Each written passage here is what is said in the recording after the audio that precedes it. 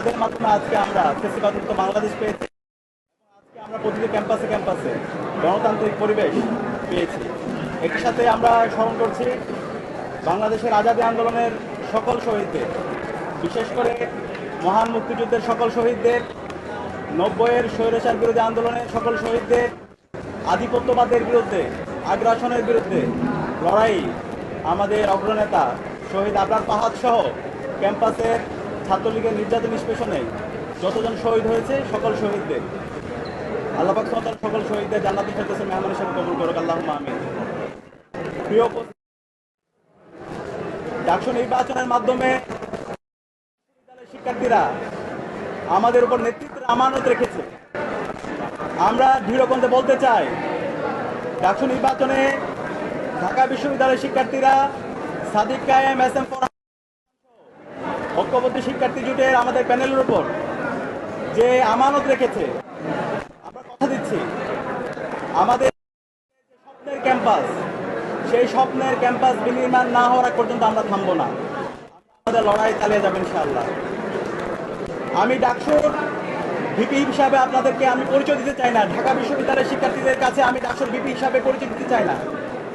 আমি একজন আমার বোনের একজন ভাই হিসাবে আমাকে পরিচয় দিতে চাই, আমার একজন ছোট ভাইয়ের বড় ভাই হিসাবে আমি পরিচয় দিতে চাই, একজন বন্ধু হিসেবে পরিচয় দিতে চাই। আমার শিক্ষক কথা দিচ্ছি, সাদিক কায়েমকে আপনারা যেভাবে দেখেছেন ডাকসুর ভিপি হওয়ার পরে তার কোনো পরিবর্তন হবে না ইনশাআল্লাহ। শিক্ষার্থীদের যে কোনো সমস্যা, ব্যক্তিগত সমস্যা, পারিবারিক সমস্যা, ক্যাম্পাসের বাইরে যে কোনো সমস্যা পাশে থাকে আমরা ইনশাআল্লাহ কথা দিচ্ছি ঢাকা বিশ্ববিদ্যালয়ের প্রতি শিক্ষার্থীর পাশে আমরা আমাদের সবটুকু দিয়ে পাশে থাকবো ইনশাআল্লাহ। আমরা এই ডাকসু নির্বাচনের দেখতে পেয়েছি, নির্বাচন আয়োজন করার জন্য আমাদের বিশ্ববিদ্যালয়ের শিক্ষার্থীরা রাত দিন এক করে কাজ করেছেন।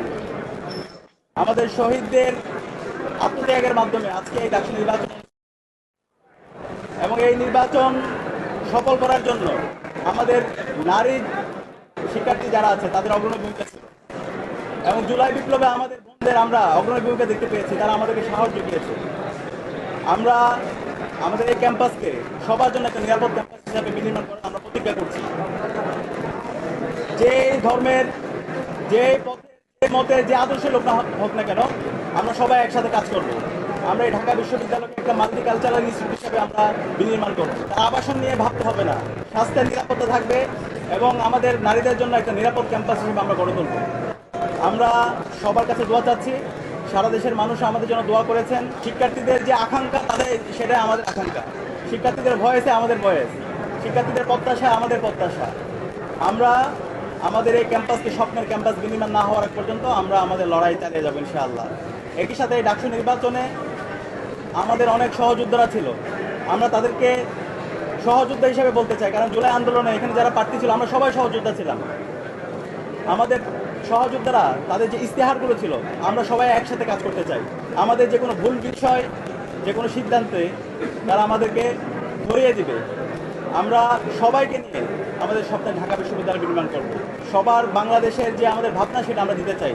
এই জুলাই বিপ্লব এই ঢাকা বিশ্ববিদ্যালয় থেকে শুরু হয়েছিল এবং সফলতার সাথে আজকে আমরা আজাদী পেয়েছি এবং এই ঢাকা বিশ্ববিদ্যালয় থেকে আমরা আগামীর বাংলাদেশের একটি চমৎকার গণতান্ত্রিক পরিবেশ নিশ্চিত করার জন্য এই ঢাকা বিশ্ববিদ্যালয় থেকে আমরা সে বার্তা দিব।